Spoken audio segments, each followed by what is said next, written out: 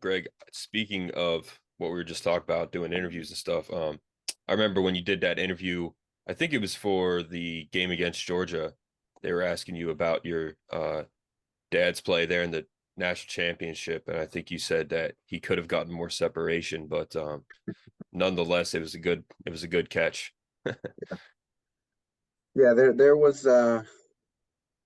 were some technique fundamentals as a receiver that weren't perfect in the 80s. Like I'm sure it was a lot different, like in terms of like how you got off press, like once you how you run a go, like how you get past the like that sort of stuff. So like he made the play, so at the end of the day, like that's all that matters. But I had to throw in a few points of critique there.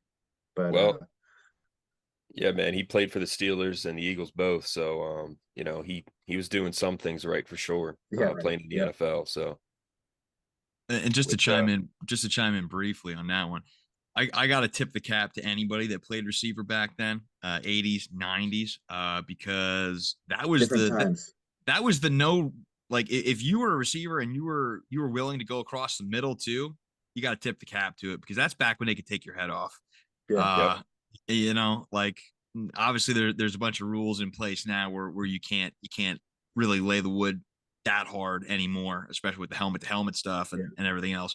But back then, if you're willing to do that, I tip my Oh cap yeah. to you. I have some stories from my dad, like through like practices and games and like even like growing up as a kid and NFL stories. Like definitely a different game. Definitely a different game for sure.